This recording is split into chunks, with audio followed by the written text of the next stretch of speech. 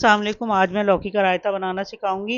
ये मैंने छोटे साइज़ की लौकी ली है और ये हरी मिर्चें ली हैं 3 अदद। इनको बारीक काट के रखूंगी या बारीक पीस लूँगी। और ये मैंने नमक लिया है और फ्राई करने के लिए मैंने जो है ऊपर से बघार देने के लिए सफ़ेद ज़ीरा और लहसुन लिया है। और ये दही लिए मैंने तकरीबन आधा किलो दही है और ये इसको ये भी फेंट के रखूँगी। और ये मैंने ना बॉयल करने के लिए पानी डालूँगी और इसमें लौकी डाल दूँगी। लौकी को मैंने कद्दूकस कर लिया था और ये कद्दूकस हुई हुई लौकी है, ये इसमें डाल दूँगी। छील के कद्दूकस कर लिया था मैंने। तो ये आप इसमें इस तरह डाल दीजिए। बहुत आसान तरकीब और बहुत अच्छी है, बहुत फ़ायदेमंद होती है ये। अब इसको जो है ना बॉयल करने के लिए ढक के रख दूँगी। अब ये थोड़ी देर पकेगी और बॉयल हो जाएगी तो फिर इसको छान लूँगी मैं। ये देखें बॉयल हो गई है। अब इसको बहुत एहतियात से चूल्हा पहले बंद करके फिर ताकि थोड़ा ठंडा हो जाए तो फिर इसको जो है वो छलनी में छानना है।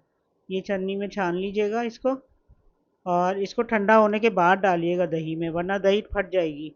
तो इसलिए इसको थोड़ी देर ठंडा करने के लिए रहने दें।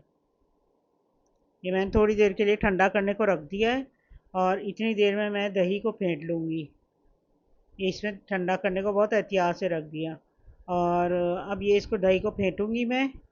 मदानी से फेंट लें या वो अंडा फ्राई करने वाला जो होता है उससे फेंट लें, बीटर से, या किसी भी चीज़ से फेंट सकती हैं आप। ये बस दही को फेंटना है। इस तरह करके मैंने फेंट लिया है। अब इसको जो है इसमें पिसी हुई जो हरी मिर्च है और वो मैं डाल दूँगी। पहले लौकी डाल दूँगी, ये ठंडी करके मैंने रखी है लौकी, ये डाल दूँगी। और अब हरी मिर्चें डाल दूँगी। ये हरी मिर्चें अच्छी तरह से निकाल के ये डाल दूँगी। इसमें थोड़ा सा पानी डाल देती थोड़ा सा, ताकि ये अच्छी तरह इसमें से निकल जाए। और फिर इसको जो है ना मिक्स कर दूँगी और इसमें नमक भी डाल दूँगी मैं। ये अच्छे तरीके से निकाल लें इसको। अच्छा, हमारे चैनल को लाइक कीजिए, शेयर कीजिए, सब्सक्राइब कीजिएगा। ये अब इसको अच्छी तरह से मिक्स करती जाऊँगी। इसमें कोई गुठलियाँ ना बने, ऐसे आप फेंटिएगा कि इसमें बिल्कुल गुठलियाँ ना बने और अच्छे तरीके से फेंटा हुआ हो। और अब इसमें मैं थोड़ा सा नमक डाल दूँगी। नमक कम डालिएगा, ज़्यादा नहीं। नमक तेज़ हो जाता है तो फिर वो वापस कम हो जाए तो कोई हर्ज नहीं होता। अच्छा, ये मैंने फ्राई करने के लिए रख दिया है। ये ऑयल डाला है मैंने और ऊपर से थोड़ा सा ऑयल डाला है मैंने इसमें। फ्राई पैन में, छोटे से फ्राई पैन है। और इसमें लहसुन को ब्राउन करने के लिए रख दिया है।